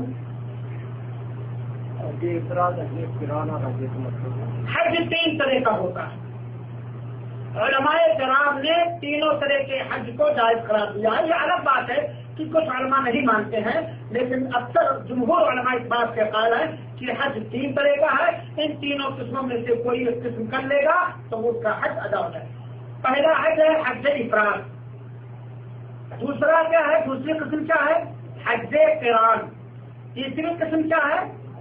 हज तमत्तु। याद रखिएगा, हज इफराद, हज क़िरान, हाँ हज तमत्तु, ये तीनों तरह का हज करना जाएगा। लेकिन इसमें अफजल क्या? और आदमी के पास अगर ताकत है, वसाइल है, आसानियां हैं, तो उसे जिससे दुनिया के अंदर सबसे हाई फाई चीज ऐसा अच्छी चीज ऐसे इबादत के अंदर उसे अफजल ही अदा करना चाहिए। अगर उलमा के अखबार की रोशनी में राजे को जिक्र किया जा सकता है कि अगर कोई आदमी अपने साथ हज का जानवर जो हज के अंदर ज़बह किया जाता है, जिसको आपसे समझाने के लिए कुर्बानी कहा जाता है, क्या एक बात कहें तो बता दो, कुर्बानी और हदिये में फर्क है। एक है हज, एक है कुर्बानी। कुर्बानी जिसको उद्हिया कहा जाता है अरबी में, ये बकरीद में 10 ज़िलहिज्जा को 11, 12, 13 को अयाम तशरीक़ में ये कहीं भी कोई रहे वो कुर्बानी देता है। हज कहा जाता है, ये खास है हज के 2 नुस्ख के साथ, हज क़िरान वाले के लिए और हज तमत्तु के लिए, जिसे हुदूद हरम में ज़बह किया जाएगा। और इसको आपसे समझाने के लिए हज की कुर्बानी कहा जाता है। कौन सी कुर्बानी? अगर कोई शख्स क़िरान करना, अगर कोई शख्स अपने साथ कुर्बानी हज का जानवर मक्का ले जा रहा है तो उसके लिए क़िरान अफजल है। उसके लिए क्या है? अगर जानवर कुर्बानी का जानवर चाहे ऊँट हो, चाहे गाय हो, चाहे बकरा, جو کیا جائے گا حج میں، اگر وہ اپنے ساتھ لے جا رہا ہے وہاں منا کر، تو اس کے لیے قران کرنا افضل ہے، کیونکہ اللہ کے رسول اکرم صلی اللہ علیہ وسلم مدینہ سے چلے تھے، اپنے ساتھ حج لے کر کے آئے تھے، اور آپ نے قران کیا تھا، اور آپ نے فرمایا تھا کہ اگر میں اپنے ساتھ قربانی کا جانور، حج کا جانور نہ لایا ہوتا تو میں بھی عمرہ کر کے حلال ہو گیا ہوتا۔ تو اگر کوئی شخص قربانی حج کا جانور اپنے ساتھ لا رہا ہے تو اس کے لیے حج قرار کرنا افضل۔ لیکن اگر کوئی شخص اپنے ساتھ حج کا جانور نہیں لا رہا ہے، اس کی قربانی کا جانور نہیں رہا ہے، تو علماء کے اقوال اور حدیث کی روشنی میں حج تمتع کرنا افضل۔ کون سا حج کرنا افضل ہے؟ حج، اور حج افراد کرنا افضل۔ اور حج افراد، قران اور تمتع میں فرق بھی ہے میرے بھائی بچوں۔ حج افراد میں صرف حج ہے، ایک طواف اور ایک سعی ہے، تبھی بندہ مانا ہو سکتا ہے۔ حج قران میں بھی، حج قران میں قربانی ہے لیکن ایک طواف اور ایک ہی سعی ہے۔ حج تمتع میں قربانی ہے، عمرہ مستقل ہے، یعنی عمرے میں ایک طواف اور ایک سعی، اس کے بعد حلال ہو جائے گا، پھر حج کی نیت کرے گا ذوالحجہ کو، اور اس میں بھی ایک طواف اور ایک سعی۔ گویا حج تمتع میں 2 طواف اور 2 سعی ہے۔ اس لیے اگر قربانی کا جانور کوئی پریشان نہیں لے جا رہا تو اس کے لیے حج تمتع کرنا افضل ہے میرے بھائی۔ چاہے حج افراد کرنے والا ہو یا قران کرنے والا ہو یا تمتع کرنے والا ہو، اسے میقات پہ جانا پڑے گا، اور میقات 5 ہے میرے بھائی صاحب، 5 ہے نا، میقات تو اسے جانا پڑے گا۔ اللہ کے رسول اکرم صلی اللہ علیہ وسلم نے جو میقات متعین کیا وہ 5 ہے۔ یہ میں اس لیے بتا رہا ہوں تاکہ کسی کے ذہن میں یہ سوال نہ ہے کہ فلاں جگہ سے ہم نے عمرہ باندھ لیا، مسجد عائشہ سے باندھ لیا، یا فلاں جگہ سے باندھ لیا۔ پر ہر آدمی کے لیے اپنی میقات پر یا کسی میقات پہ جا کر کے وہ نیت کرے گا، اور میقات کتنے ہیں؟ 5 ہیں۔ اللہ کے رسول اکرم صلی اللہ علیہ وسلم نے متعین کیا کہ یہ اس شہر والوں کے لیے جس شہر میں موجود ہے، اور جو اس راستے سے حج اور عمرہ کی نیت سے مکہ ہے۔ 5 میقات۔ ایک میقات ہے ذوالحلیفہ، یہ مکہ سے 450 کلومیٹر دوری پر ہے، مدینہ کے راستے سے آنے والے یہیں سے حج اور عمرہ کے لیے احرام باندھتے ہیں، نیت کرتے ہیں۔ ذوالحلیفہ یہ مکہ سے 450 کلومیٹر دوری پر مدینہ کے راستے۔ ایک میقات ہے جحفہ، یہ مکہ سے 183 کلومیٹر دوری پر ہے، رابق والے جہاں سے باندھ کر جاتے ہیں، اور آج اسے رابق کہا جاتا ہے۔ ایک میقات ہے قرن منازل، یہ مکہ سے 75 کلومیٹر دوری پر ہے، جس کو آج سیل کبیر کہا جاتا ہے یا طائف کا میقات کہا جاتا ہے۔ سب سے قریبی میقات مکہ سے یہی ہے، یہ مکہ سے 75 کلومیٹر۔ کیا نام ہے اس کا؟ قرن منازل یا سیل کبیر۔ ایک میقات ہے یلملم، یمن یا اس راستے سے آنے والوں کے لیے میقات ہے، اور یہ مکہ سے تقریباً 92 کلومیٹر ہے۔ ایک میقات ہے ذات عرق، ہاں یہ عراق والوں کے لیے یا اس راستے سے جو لوگ آئے، اور یہ مکہ سے 94 کلومیٹر دوری پر ہے۔ تو کتنے میقات ہوئے؟ ذوالحلیفہ مدینہ کے راستے سے، جحفہ رابق جس کو کہا جاتا ہے، قرن منازل جس کو سیل کبیر یا طائف کا میقات کہا جاتا ہے، یلملم جو ہندوستان والے یا یمن والے اس راستے سے آنے والوں کے لیے ہے، اور ایک ذات عرق۔ یہ 5 میقات اللہ کے رسول احمد صلی، جو بھی حج اور عمرہ کرنا چاہتا ہے ان 5 میقاتوں میں سے کسی ایک میقات پہ جا کر کے حج اور عمرہ کی نیت کی جائے گی۔ میقات پہ پہنچنے کے بعد چاہے وہ عمرہ کرنے والا ہو، افراد یا قران یا تمتع کرنے والا ہو، سنت ہے کہ آدمی میقات پہ پہنچے، غسل کرے، خوشبو لگائے اپنے بدن میں، احرام کے کپڑے میں نہ لگنے پائے، اور اگر احرام کے کپڑے میں لگ جائے تو اسے دھل لے، اور اس کے بعد بہتر ہے کہ کسی نماز کے وقت جو ہے حج یا عمرہ کی نیت کرے۔ ہاں اگر مدینہ کے راستے سے آ رہا تو اس کا حکم دوسرا ہے، ذوالحلیفہ کے راستے سے آ رہا بہتر ہے کہ کسی نماز کے وقت نہ کسی بھی وقت آدمی میقات پہ نیت کر سکتا ہے، غسل کرے، خوشبو لگائے، اور اپنی نیت کو خارج کرے، اپنی نیت کو خارج کرے۔ اس عبادت کی ادائیگی کا مقصد رضائے الہی کی جستجو اور تلاش ہے، اور سارے گناہوں سے توبہ کر لینے کا۔ کیونکہ حج عمرے کا مقصد کیا ہے؟ گناہوں سے مکتی ہونا نا، گناہوں سے آزاد ہونا نا۔ اب ایک آدمی بڑا قیمتی خوشبو لے کر کے آیا اور بدن پر لگایا، لیکن نیچے جو بنیائن پہنے ہیں یا بغل میں جو بال ہے سال بھر سے نہیں کھلا، اس خوشبو کا کتنا اثر اس پہ پڑے گا؟ اگر ہم اپنے جسم میں گندگیوں کا لیپ لگائے ہوئے ہیں، اللہ تعالیٰ ہم سب کو اپنے سارے گناہوں سے توبہ کرنے کی توفیق عطا فرمائے، اس کے بعد ہم لاکھ خوشبو لگائیں، اس خوشبو کا کتنا اثر رہے گا میرے بھائیوں کا؟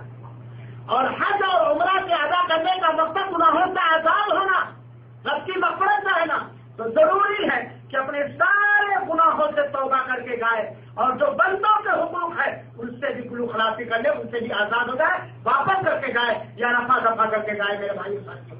کیونکہ اگر گناہ کبیرہ سے ہم نے توبہ نہیں کیا، اگر ہمارے پاس گناہ کبیرہ ہے اللہ محفوظ رکھے، اور ہم نے حج اور عمرہ کرنے سے پہلے ان گناہ کبیرہ سے توبہ نہیں کیا تو مجھے حج مبرور کیسے نہ ہوگا میرے بھائی ساتھیوں؟ لہٰذا اپنے گناہوں سے توبہ کریں۔ میقات پر نہانے دھلنے کے بعد یہ مردوں کو سب کے لیے ہے، نیت کریں گے۔ نیت کرنے کے بعد احرام کا کپڑا پہن لینے کے بعد کچھ کام کرنا اب حلال ہو جائے گا، جسے محظورات احرام کہا جاتا ہے۔ کوئی گنا سکتا ہے محظورات احرام؟ حج کی یا عمرے کی میقات پہ نیت کرنے کے بعد کیا کیا کام کرنا جو پہلے جائز تھا اب حرام ہوگا، اسے کہا جاتا محظورات احرام۔ کچھ کام پہلے کرنا جائز تھا لیکن اب حرام ہو گیا۔ کوئی گنا سکتا تو تھا؟ ہاں بولیے۔ ہاں، بال کاٹنا، ناخن کاٹنا، ہم جستری کرنا، ہاں، اور کوئی بڑھا سکتا ہے؟ یہ سب کے لیے، یہ سب کے لیے آئیے نام لیتے ہیں۔ بہرحال کیونکہ وقت کم ہے، ہاں، میک اپ کرنا، نکاح کرنا، نکاح کا پیغام دینا، جزاک اللہ خیر۔ میرے بھائیوں ساتھیوں، قدری طور پر ایک بات میں بتلا دوں، احاطہ اسلامی سلطنت نے فضائل کرام کی خدمت کے لیے کتابیں بھی اردو ہندی میں چھاپا ہے مختلف زبانوں میں، اور یہ فولڈر بھی ہے، یہ فولڈر بھی ہے، ہاں، جس کا اردو میں بھی ہے اور ہندی میں بھی تیار ہے، ہندی میں چھپا نہیں ہے، جس کے اندر حج کے سارے مختصر طریقے ذکر کیے گئے۔ اگر کوئی اس فولڈر کے حساب سے حج کرے گا اس کا حج ایک دم صحیح ہوگا۔ یہ فولڈر جو بھی جانا ہے فری لے سکتا ہے۔ محظورات احرام یہ اللہ کے رسول کی حدیثوں سے علماء کرام نے نکالا، جیسا کہ بھائی نے بیان کیا، پورے سر کا بال کاٹنا یا موچھ کا بال کاٹنا یا چمڑا کاٹنا یا ناخن کاٹنا، مرد کے لیے چپکنے والی چیز سے سر کا ڈھکنا، یہ منع، جیسے ٹوپی سے، سردر سے۔ ہاں، اگر کوئی چھتری ہے یا کوئی پائیدار چیز ہے یا بوجھ ہے تو اٹھا سکتا ہے۔ مردوں کے لیے سلا ہوا کپڑا پہننا، سلا ہوا کپڑا کسے کہتے ہیں؟ جو بدن کے ڈھانچے کے حساب سے سلا گیا، جیسے بنیان ہے، پیجامہ ہے، کرتا ہے، ٹوپی ہے، توپ ہے، اس کو سلا ہوا کپڑا کہا جاتا ہے، یہ مردوں کے لیے۔ خوشبو لگانا، خوشبو یہ کرنے کے بعد اب ہم نہیں لگا سکتے ہیں، نہ اپنے نہ کسی دوسرے کو۔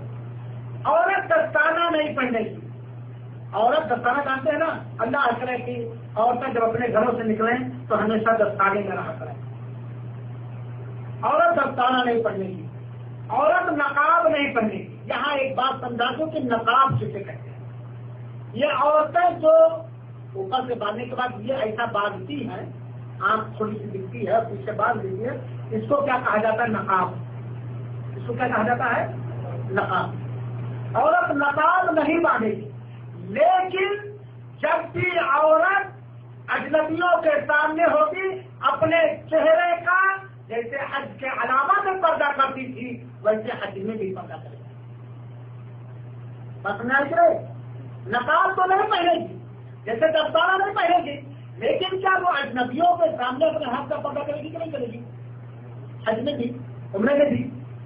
ایسے عورت نقاب جو باندھا جاتا ہے آنکھ پر، یہ تو نہیں باندھے گی، نیچے شیروانی جو پہنے تو پہنے رہے گی، لیکن اوپر جو باندھا جاتا ہے یہ تو نہیں باندھے گی، لیکن اپنے چہرے کا پردہ اپنی گھونگھٹ سے یا کسی بھی چیز سے کرے گی۔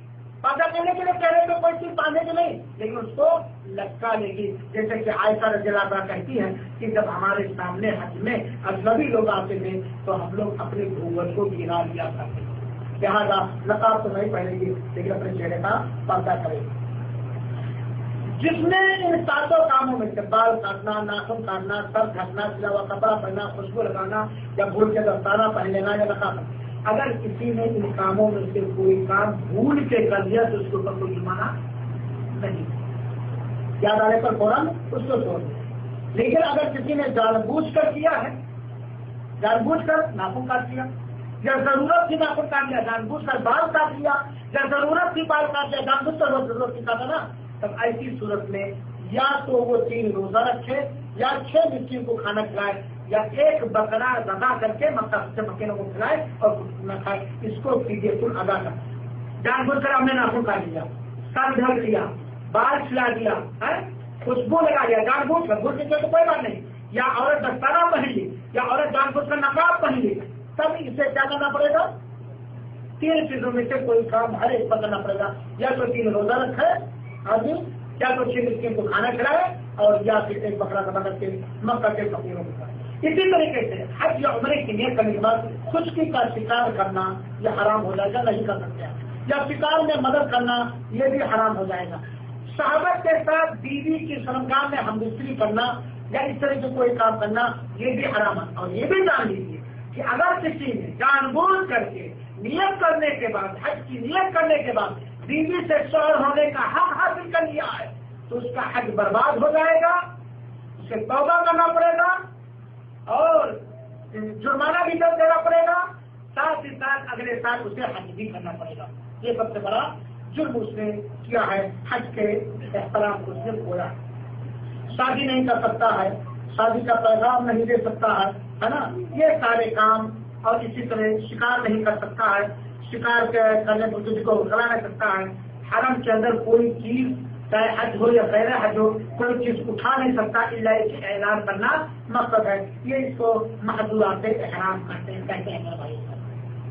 اب آئیے حج کا طریقہ، حج افراد، حج قران، حج تمتع، یہ 3 قسم کے حج ہیں، اور حج کے اندر کچھ کام ایسے ہیں جو تینوں کو کرنا، افراد والے کو بھی، قران والے کو بھی اور تمتع والے کو بھی، اور کچھ کام ایسے ہیں جو افراد والے کو کرنا ہے، قران اور تمتع والے کو نہیں کرنا ہے، یاد کیجیے۔ تو میں چونکہ سب سے افضل حج تمتع ہے، اس لیے حج تمتع کرنے کا طریقہ بدلتی سب کا بدلاؤ ہے وہ سر سے نہیں سنیں۔ حج افراد کرنے والا افراد میقات پہ پہنچے گا، صرف لبیک حج کہے گا، یعنی صرف حج کی نیت کرنا، اور اس کے بعد اگر خانہ کعبہ گیا ہے تو طواف قدوم کرے گا، طواف قدوم کے بعد اگر چاہے سعی بھی کر سکتا ہے، اور اگر خانہ کعبہ نہیں گیا ہے یا طواف قدوم نہیں کرنا چاہتا ہے تو ڈائریکٹ مینا جا سکتا ہے۔ حج افراد کی نیت کرنے والا جب سے حج افراد کی نیت کرے گا اس وقت سے لے کر کے وہ اپنے احرام میں رہے گا جب تک کہ 10 ذی الحجہ کو 2 کاموں میں سے کوئی ایک کام نہ 4 کاموں میں سے کوئی 2 کام نہ کر لے، یا کنکری مار دے اور بال کھلا دے تو وہ اب احرام کا کپڑا نکال سکتا ہے، ورنہ وہ اپنے احرام میں رہے گا۔ 8 ذی الحجہ کو حج افراد کرنے والا مینا جائے گا، مینا میں ظہر، عصر، مغرب، عشاء اور فجر کی نماز پڑھے گا، ہر نماز کو اس کے وقت پہ پڑھے گا، 4 رکعت والی 2 کر کے پڑھے گا، اور یہ 8 ذی الحجہ کو مینا میں جانا یہ سنت ہے، واجب اور رکن نہیں ہے، چاہے وہ افراد کرنے والا ہو، چاہے وہ قران کرنے والا ہو، چاہے وہ تمتع کرنے والا ہو۔ افراد کرنے والا کیا کرے گا؟ کعبہ گیا ہے تو طواف قدوم کر لے، طواف قدوم کے ساتھ سعی بھی کر سکتا ہے، اگر طواف قدوم کے ساتھ سعی کر لیا ہے تو 10 ذی الحجہ کو اسے طواف زیارت کے ساتھ سعی نہیں کرنا پڑے گا۔ 8 ذی الحجہ کو کہاں جائے گا؟ مینا۔ مینا میں کیا کرے گا؟ ذکر و اذکار کے علاوہ 5 وقت کی نماز پڑھے گا، ظہر 2 رکعت اس کے وقت میں، عصر 2 رکعت اس کے وقت میں، اور مغرب 3 رکعت اس کے وقت میں، عشاء 2 رکعت اس کے وقت میں، اور فجر کی 2 رکعت نماز پڑھے گا۔ پھر 10 ذی الحجہ کو وہ عرفہ جائے گا، عرفہ میں پہنچنے کا ظہر کے بعد ہے، بہرحال ظہر سے لے کر کے مغرب کے بیچ میں جب بھی عرفہ میں پہنچ جائے گا اس کا حج ہو جائے گا، چاہے وہ مغرب سے 10 منٹ پہلے ہی کیوں نہ پہنچا ہو، اور اگر کسی مجبوری کی وجہ سے کوئی آدمی عرفہ میں جب 9 ذی الحجہ کو نہیں پہنچ سکا تو 10 ذی الحجہ کی رات کو فجر سے پہلے بھی اگر پہنچ جائے گا تو انشاءاللہ العزیز اس کا حج صحیح ہوگا۔ عرفہ میں پہنچے گا افراد کرنے والا یا قران کرنے والا یا تمتع کرنے والا، عرفہ میں 9 ذی الحجہ کو پہنچے گا، وہاں کیا کرے گا؟ ظہر اور عصر کی نماز جمع اور تقصیر کے ساتھ پڑھے گا، قصر کے ساتھ۔ ظہر کے وقت میں 1 اذان ہوگی، پھر وہ 2 رکعت ظہر کی پڑھ لے گا، سلام دینے کے بعد اقامت کر کے عصر کی پڑھ لے گا. دونوں نمازوں کو الگ الگ نہیں پڑھے گا اور 4 رکعت نہیں پڑھے گا، چاہے وہ مکہ کا ہو یا مینا ہی کا ہو رہا ہو، کیونکہ عرفہ میں قصر اور جمع یا مناسک حج میں علماء نے ذکر کیا اس کا سفر سے کوئی تعلق نہیں ہے. آگے بات یہ عرفہ کے اندر وہ مغرب تک رہے گا. اب تک ذوالحجہ کی رات شروع ہو گئی ہے اور مغرب کی نماز عرفہ میں پڑھے گا؟ عرفہ میں نہیں پڑھے گا. مغرب کا وقت ہو جائے گا عرفہ میں، لیکن مغرب کی نماز عرفہ میں نہیں پڑھے گا.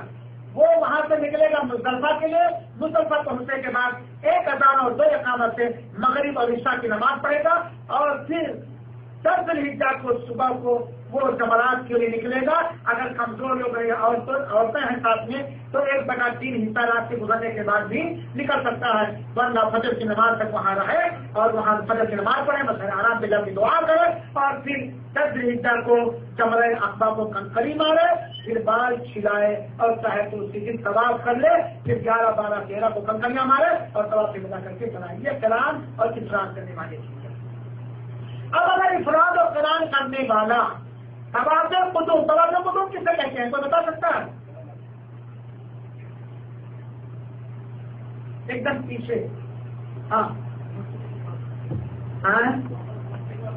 مکہ پہنچنے کے بعد جو خانہ کعبہ کا طواف ہوتا ہے اسے کیا کہا جاتا ہے؟ تو آئیے نام بتائیے. طواف قدوم کہا جاتا ہے.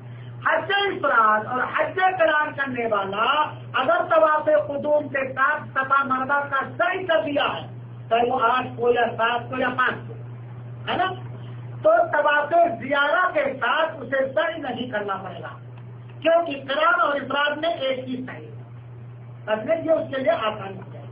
حج تمتع کرنے والا کیا کرے گا؟ مختصر طریقہ حج تمتع کا سنیے. میقات کے طور پر پہنچنے کے بعد نہائے گا، غسل کرے گا، خوشبو لگائے گا اور کہے گا لبیک لبیک، عمرہ کہے گا یا لبیک عمرۃ متمتعا بها الى الحج. اصل ہے دل میں نیت کہ میں حج تمتع کا یہ عمرے کے لیے نیت کر رہا ہوں، عمرے کے ارکان اعمال شروع کر رہا ہوں. اس کے بعد وہ خانہ کعبہ جائے گا، خانہ کعبہ کا 7 چکر طواف کرے گا، پھر 2 رکعت نماز پڑھے گا، پھر صفا مروہ کے درمیان سعی کرے گا، پھر بال کو یا مڈا لے گا یا کٹا لے گا، پورا عمرہ کرے گا. اب اگر حج کے دن قریب ہے تو بال کو مڈائے نہیں بلکہ اسے کٹا لے تاکہ حج میں چھلنے کے لیے اٹھے. لیکن حج کے دن اتنی ہے بھی باقی کہ چھلنے بھر کے بال آ جائیں گے تو مڈانا یہ افضل ہے میرے بھائیوں. بولے حج تمتع کرنے والا پورا عمرہ کرے گا. پھر 8 ذوالحجہ کو عمرہ کرنے کے بعد وہ حلال ہو جائے گا. اب یہ ایک سوال سے کہیں مسئلہ ہے کہ عمرہ کے لیے حج تمتع کے عمرے اور حج میں کتنا فرق ہونا چاہیے. تو کچھ علماء نے کہا کہ کوئی فرق نہ ہو، فوراً بھی نیت کر سکتا ہے، عمرہ حلال کرنے کے بعد فوراً حج کی بھی نیت کر سکتا ہے. کچھ علماء کرام نے کہا کہ گھنٹہ 2 گھنٹہ کا بھی فرق ہے تو کوئی بات نہیں، وہ اس کا حج تمتع ہو جائے گا. عمرہ کرنے کے بعد وہ حلال ہو گیا. حلال ہونے کا مطلب یہ نہیں ہے میرے بھائیوں ساتھیوں کہ احرام کا کپڑا پر آپ نے یہ قاصد نیت کا عمرے کی، خانہ کعبہ کا 7 چکر طواف کیا، صفا مروہ کا سعی کیا، پھر اس کے بعد بال مڈا لیے کٹا لیے، آپ حلال ہوئے، آپ کا عمرہ ہو گیا. یہ جو بات مشہور ہے کہ عمرہ کرنے کے بعد نہائے نہیں کیسے حلال ہوئے، یا احرام کا کپڑا نہیں کھولے کیسے حرام، یہ بات ہے. عمرے کے سارے ارکان ادا ہو گئے، آپ کی نیت ہو گئے، آپ کیا ہو گئے؟ حلال ہو گئے. اب پھر حج تمتع کرنے والا مکہ میں جہاں ٹھہرا یا جہاں بھی ٹھہرا ہے، چاہے وہ عرفات میں ٹھہرا ہو یا مینا میں ٹھہرا ہو، مکہ کو 8 ذوالحجہ کو صبح لبیک حج کر کے پھر حج کی نیت کرے گا. حج کی نیت کرے گا. حج کی نیت کرنے سے پہلے جو عمرے کی نیت کرنے سے پہلے غسل وغیرہ کیا وہ کر سکتا ہے. تمتع کرنے والا عمرہ ادا کرنے کے بعد 8 ذوالحجہ کو حج کی نیت کرے گا، لبیک حج. پھر وہ کہاں جائے گا 8 ذوالحجہ کو؟ مینا جائے گا. مینا میں وہی کام کرے گا کہ انسان اور قرآن 5 وقت کی نماز پڑھنا اور ضرورت کا کرنا، توبہ استغفار کرنا، دعوت و تبلیغ کرنا، لوگوں کی خدمت کرنا، جو بھی دن. پھر مینا سے 9 ذوالحجہ کو جو عرفہ کا دن ہے، جو سب سے عظیم دن ہے میرے بھائیوں ساتھیوں، 9 ذوالحجہ کو وہ عرفہ میں جائے گا. جب پہنچے گا اس کے بعد اگر دن میں پہنچا ہے تو مغرب تک ٹھہرنا عرفہ میں ضروری ہے. अरफा में अगर नहीं पहुंचा तो हाजिर होगा, पहुंचने के बाद मगरिब तक ठहरना जरूरी। अरफा में क्या करेगा? एक अजान और 2 इकामत के जोहर और असर की नमाज असर के साथ पढ़ेगा। जमात के साथ पढ़े तो अफजल है, अगर जमात नहीं भी पढ़े तो अकेले पढ़ेगा। मान लो कोई किसी के कोई नहीं तो अकेले पढ़े, वरना जमात के साथ पढ़ना अफजल, खुतबा सुनना ये अफजल। तो अरफा में 2 वक्त की नमाज एक साथ पढ़ेगा। पहले कौन सी नमाज पढ़ेगा? जोहर की कई रकात, फिर कौन सी इकामत कहेगा तकबीर, फिर क्या पढ़ेगा? क्या अरफा में कोई नफल पढ़ सकता है? कोई सुन्नत पढ़ सकता है? नमाज की शक्ल में नफल या सुन्नत अरफा में कोई पढ़ सकता है? अल्लाह के रसूल से नहीं साबित, अल्लाह के रसूल से नहीं साबित। सिर्फ जोहर की 2 रकात और असर की 2 रकात और एक वक्त के लिए भाई। अच्छा एक सवाल और, मिसाल के तौर पर एक आदमी पहुंचा असर के वक्त अरफा में, तब क्या करेगा? पहले असर की पढ़ेगा कि पहले जोहर की? पहले जोहर की पढ़ेगा फिर असर की पढ़ेगा। अरफा में कितने बजे तक रहेगा? सूरज के डूब जाने तक। जब सूरज डूब गया, मगरिब का वक्त हो गया, अरफा से वो निकल लेगा, लेकिन मगरिब की नमाज अरफा से नहीं पढ़ेगा। किधर आएगा? मुज़दलिफा। ये कौन सी तारीख हो रही है? 10 की रात शुरू हो गई है। अरबी में तारीख दिन डूबते हुए 10 की रात। 10 की रात हुज्जाजे के नाम कहाँ जाएंगे? अरफा से मुज़दलिफा। मुज़दलिफा में क्या करेंगे?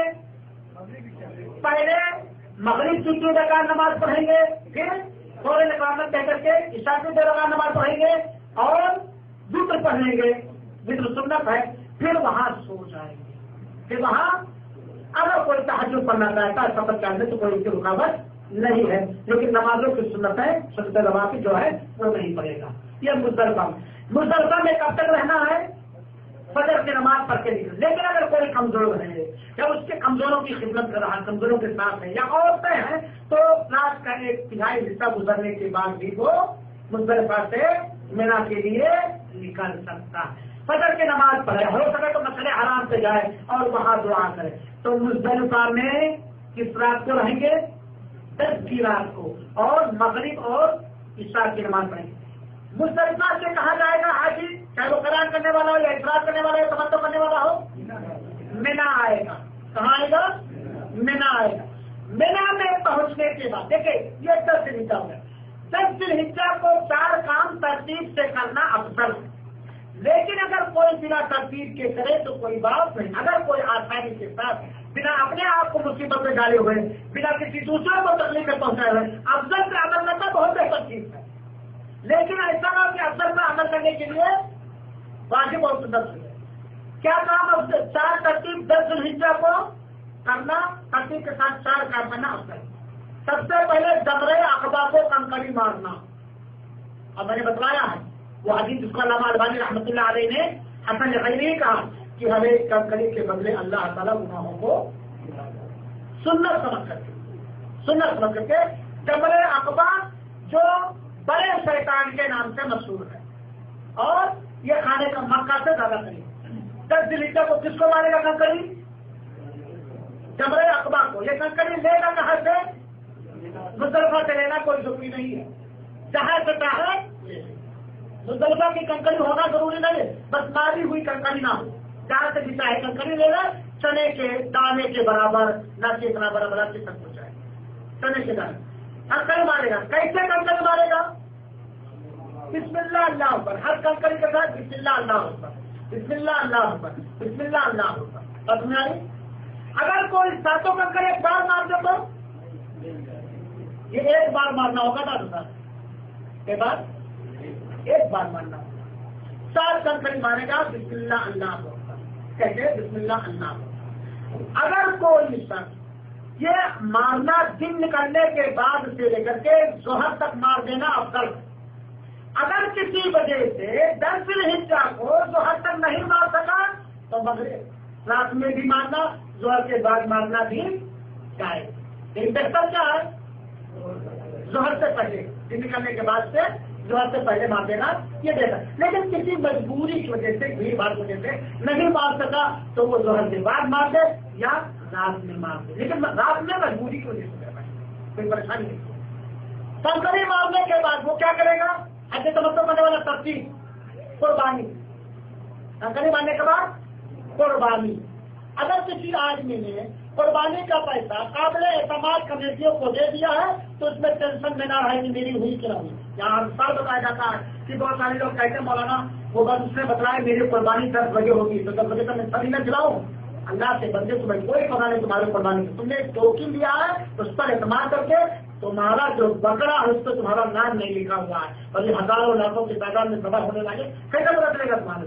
तो मैं जमा कर दे दिया, वो कुर्बानी का काम हो गया। अगर अपने हाथ से आदमी कर सकता है तो ये कर सकते, कंकड़ी मारे, कुर्बानी करे, फिर उसके बाद बाल मुदाए, फिर उसके बाद बाल मुदाए, बाल मुदाने के बाद क्या करे? तवाफ न करिए भाई, क्या तवाफ, तवाफ इफादा या तवाफ ज़ियारा, अगर उसी दिन करना चाहता तो कर सकता। तवाफ इफादा के लिए मक्का है, अब तमत्तो करने वाला तो तवाफ इफादा के बाद सफा मरवा का सही भी करेगा।